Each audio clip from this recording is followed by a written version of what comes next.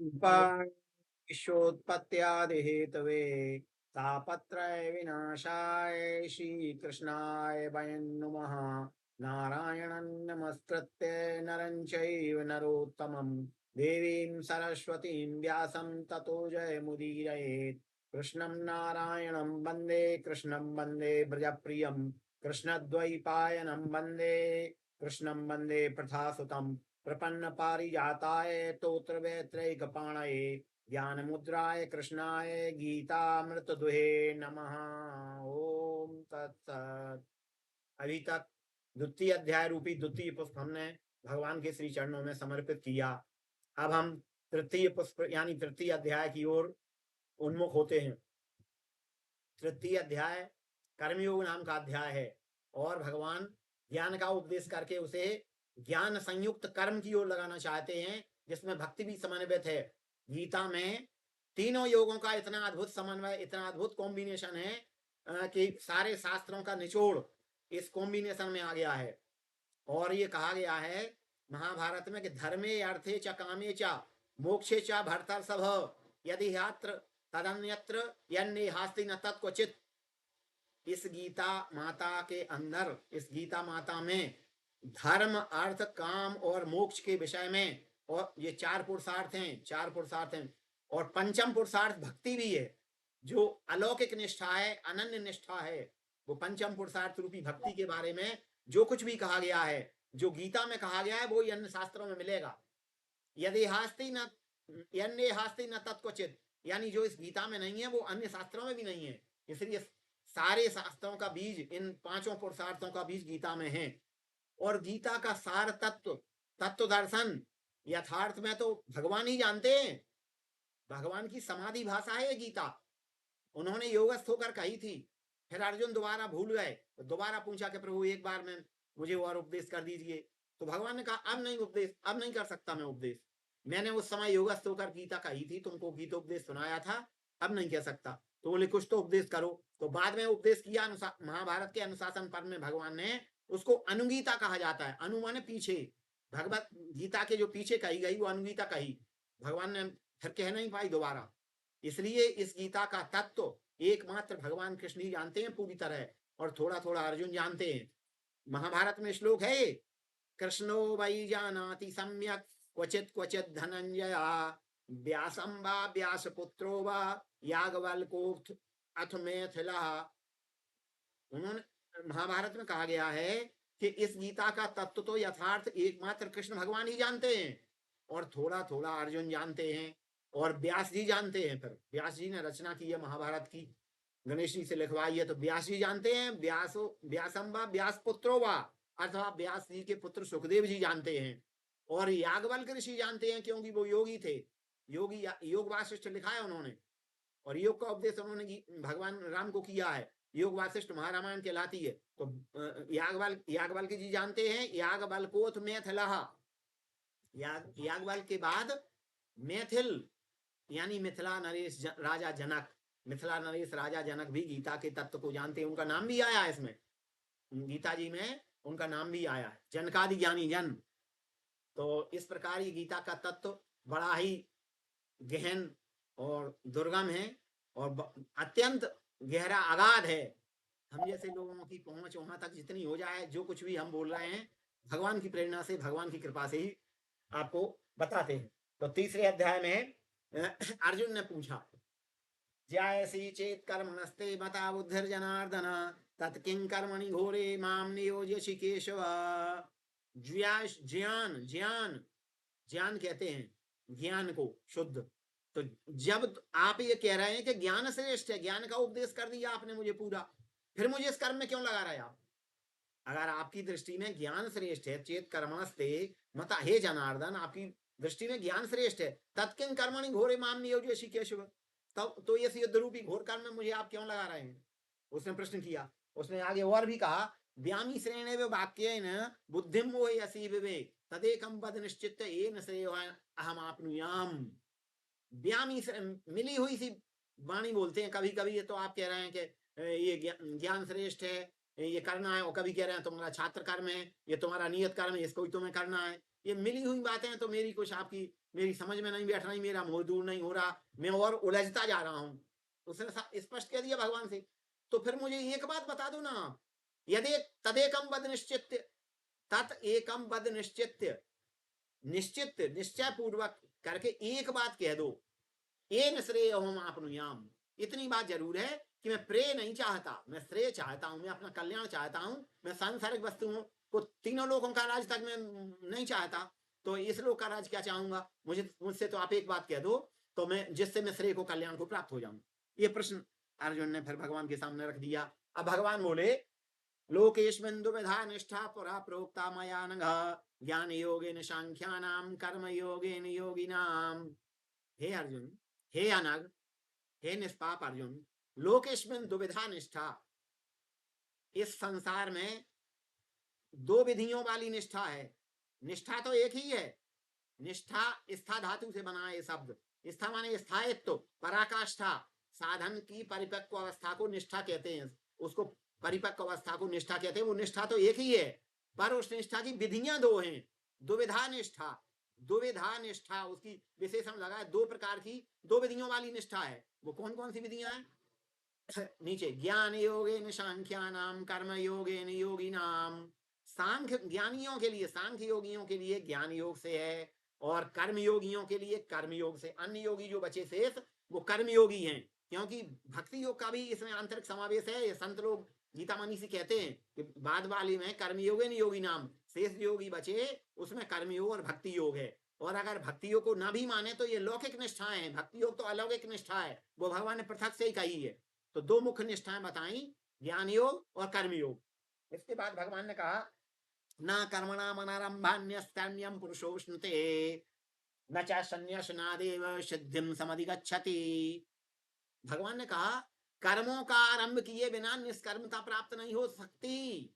अगर तुम कर्म बंधन से छूटना चाहो, कोई मनुष्य कहे कि मैं कर्म करूंगा ही नहीं तो कर्म बंधन में कैसे पड़ूंगा, ऐसी बात नहीं है। अगर आपको मुक्त होना है तो भी कर्म करना है, बंधन का तो सवाल है नहीं है। मुक्ति का मार्ग ये है कि आपको कर्म करना ही पड़ेगा।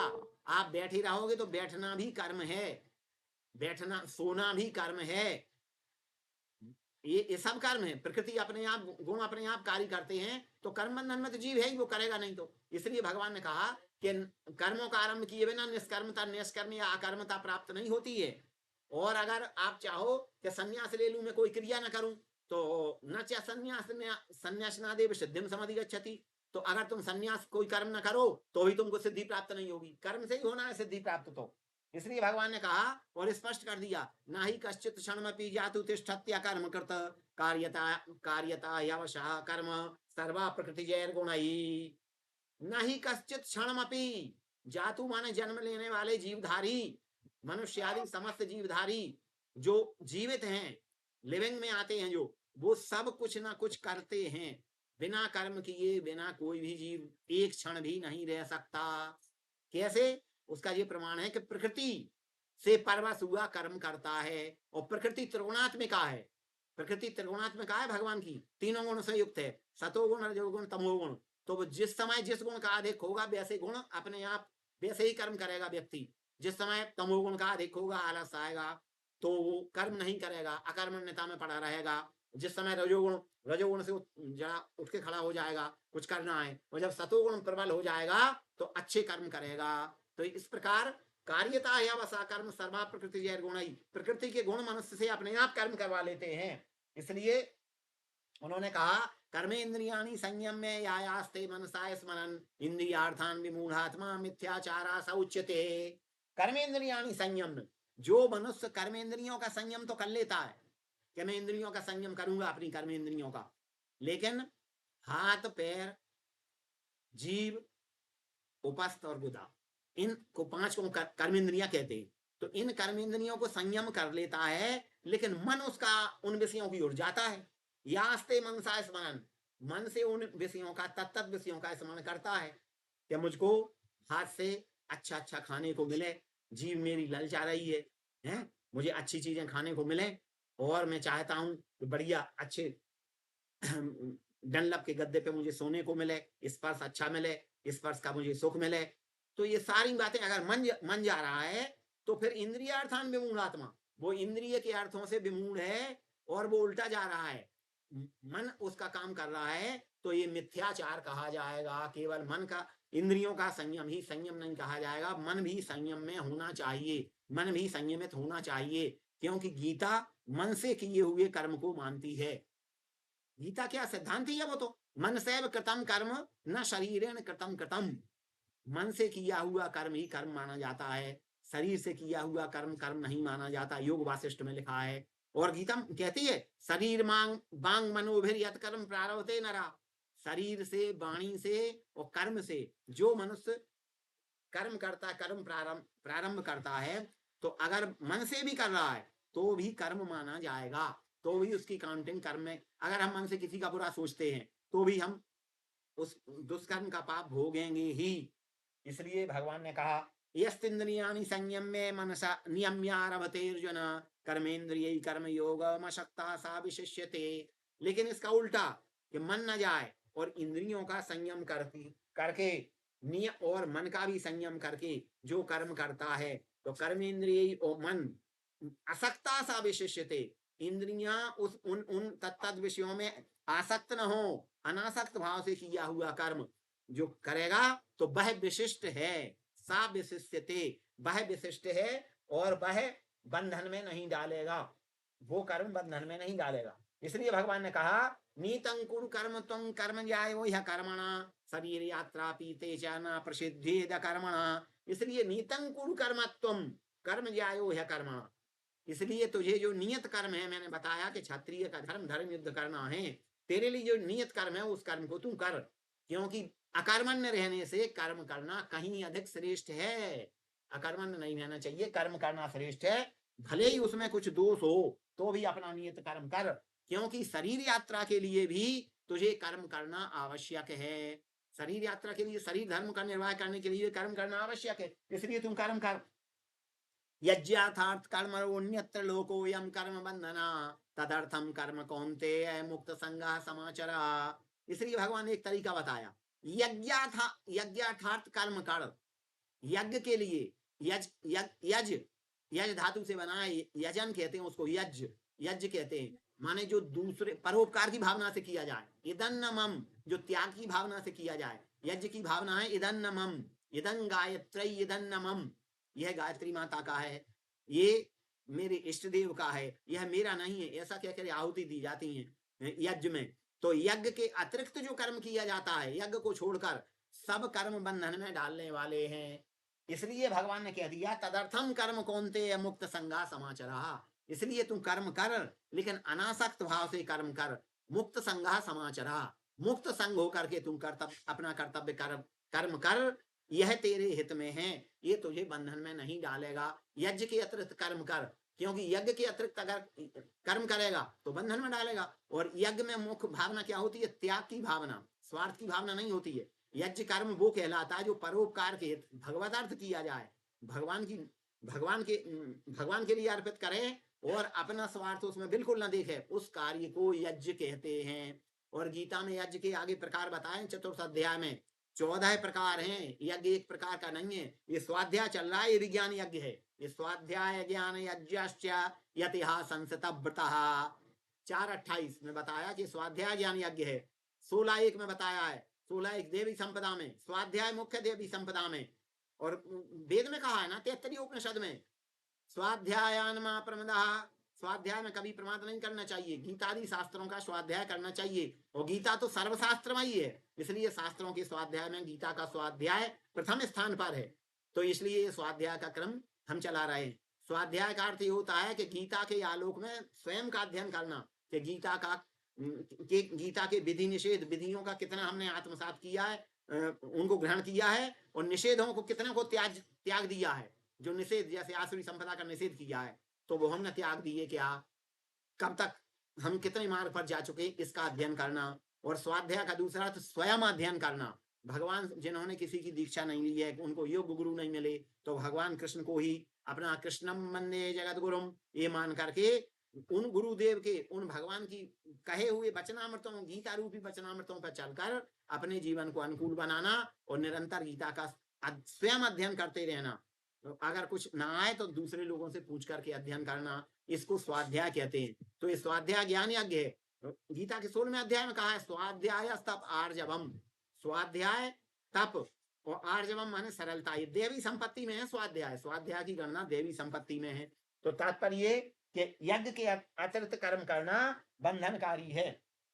इसलिए उन्होंने कहा कि सहयज्ञा प्रजा सृष्ट्वा परोवाच प्रजापति अनेन प्रश्वश्वध्वमेश वोत्तिष्ठ कामधुक।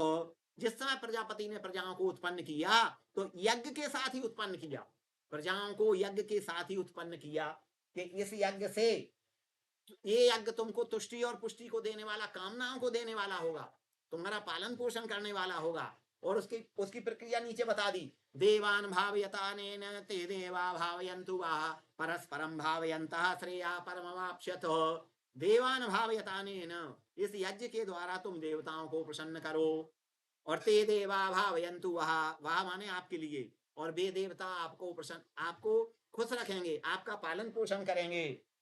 परस्परम भावयन्तः श्रेया परमवाप्स्यत। श्रेय मांगा ना उन्होंने, अर्जुन ने कहा कि मुझे श्रेय चाहिए, तो भगवान ने कहा परस्परम भावयन्तः, इस यज्ञ के द्वारा परस्पर एक दूसरे को प्रसन्न करते हुए श्रेय परमवाप्स्यत, तुम परम श्रेय को प्राप्त कर लोगे, ये भगवान ने कहा। तो अब इष्टान्न भोगानि वो देवा दास्यन्ते यज्ञ भावतः तेरा दत्तान प्रदायेभ्यो यो भुंक्ते स्तेन वशः। इष्टान्न भोगानि वो देवा, यज्ञ करने से वो देवता प्रसन्न होंगे और प्रसन्न होकर के तुमको इष्ट, जो तुम चाहते हो अभीष्ट भोगों को देंगे, और अभीष्ट भोगों को दे करके तेरा दत्तान प्रदायेभ्यो, और अगर तुम देवताओं को न दिए हुए उन भोगों को भोगोगे तो तुम चोर कहलाओगे। यो स्तेन वशः, जो यज्ञ द्वारा देवताओं को समर्पित, साकिल्य द्वारा या किसी भी प्रकार की आहुतियों द्वारा, परोपकार द्वारा, दान द्वारा, स्वाध्याय द्वारा, स्वाध्याय रूपी ज्ञान यज्ञ द्वारा अगर तुम देवताओं को आहुतियां नहीं दोगे, सीधे उसका लाभ उठाना चाहोगे और खा भी लोगे तो चोर कहलाओगे। इसलिए सबसे पहले भगवान को समर्पित करो। यज्ञ शिष्टासना संतो मुच्यन्ते सर्व किल विषयी भुंजते ते त्वहम पापाये पचन्त्यात्म कारणात्। इसलिए भगवान ने यह भी कह दिया कि यज्ञ शिष्टासना, उस यज्ञ से प्रेरित हुए, जो यज्ञ से जो शेष बचेगा उसको खाने वाला जो है, यज्ञ शिष्ट को खाने वाला समस्त पापों से मुक्त हो जाता है। भुंजते ते त्वघम पापाये पचन्त्यात्म कारणात्। लेकिन जो मनुष्य केवल अपने लिए ही खाते बनाते खाते पकाते हैं, अपने लिए स्वयं खा लेते हैं, किसी दूसरे को अर्पित नहीं करते, जैसे पहली रोटी गाय को देने का नियम है कि पहली रोटी गाय गौ माता के लिए रख दो, अंतिम रोटी स्वान के लिए रख दो, और कोई भी आ जाए तो उसको जो है दान पुण्य करते रहो। अन्नदान सबसे बड़ा दान है। इसलिए राजा अम्बरीश जब भोजन बना के निपटे, बहुत व्रत किया उन्होंने, कठोर व्रत। उसके बाद एक दिन उन्होंने व्रत का पारण किया तो भोजन बना के तैयार करके रख दिया, रोटी सा दाल घी वगैरह, और भगवान के ध्यान में बैठ गए। तब तक एक स्वान आया, भगवान ने परीक्षा ली और रोटियां लेके भाग गया। रोटियां लेके भाग गया तो राजा अम्बरीश उसके पीछे घी का कटोरा लेके दौड़े कि प्रभु इसको, भगवान को ही समझाओ, भगवान ही समझाओ उनको, प्रभु ये घी तो लगा लेने दो, रूखी मत खाओ, रूखी मत खाओ। और घी का कटोरा लेके उसके पीछे दौड़े और रोटी चिपड़ के उसको खिला दी। और फिर दोबारा जब दूसरे दिन अन्न की व्यवस्था होगी तब खा लेंगे। फिर रह गए, जब भगवान ने जब दिया तब खा लिया। तो तात्पर्य ये कि अन्नदान सबसे बड़ा दान है, और ये यज्ञ कर दिया उन्होंने, ये उन्होंने यज्ञ कर दिया। ऐसे ही संत नामदेव ने किया था। संत नामदेव उत्तराखंड से जल भर के गंगोत्री से लाए और रामेश्वरम पे चढ़ाने के लिए जा रहे थे। तो रामेश्वरम पे जब तक एक गधा रेंकता हुआ मिल गया, भूखा प्यासा था वो गधा, तो भगवान रामेश्वरम के पास ही पहुंचे तो गधा प्यासा रेंक रहा था। तो उसने भी कहा कि यहाँ पानी नहीं है भैया, पिला दो तो अच्छा है। तो उन्होंने गंगा जल उस गधे के मुंह में डाल दिया, गधे को गंगा जल पिला दिया, और बोले मैं दोबारा भर के लाऊंगा तब भगवान को चढ़ाऊंगा। इतने में तो भगवान रामेश्वर भगवान प्रसन्न हो गए, और स्वयं भगवान भूतनाथ शंकर पार्वती जी से बोले बस मैंने तुम्हारा जल ग्रहण कर लिया है, अब तुम्हें गंगोत्री जाने की आवश्यकता नहीं है। तो ये यज्ञ किया उन्होंने, ये यज्ञ किया। तो यज्ञ का जो भी अमृत है वो उनको मिला, और उनको मिला, और उन्होंने मुक्ति को प्राप्त किया, अमृत तत्व को प्राप्त किया। तो इसके बाद इसके विपरीत जो काम करता है कि केवल अपने लिए पकाता है, अपने लिए खाता है, तो वो चोर है। इसलिए ऐसा नहीं करना चाहिए, मिल बांट करके ही खाना चाहिए। इतना कहकर हम अपनी वाणी को विराम देते हैं। ओम श्री कृष्णार्पणमस्तु।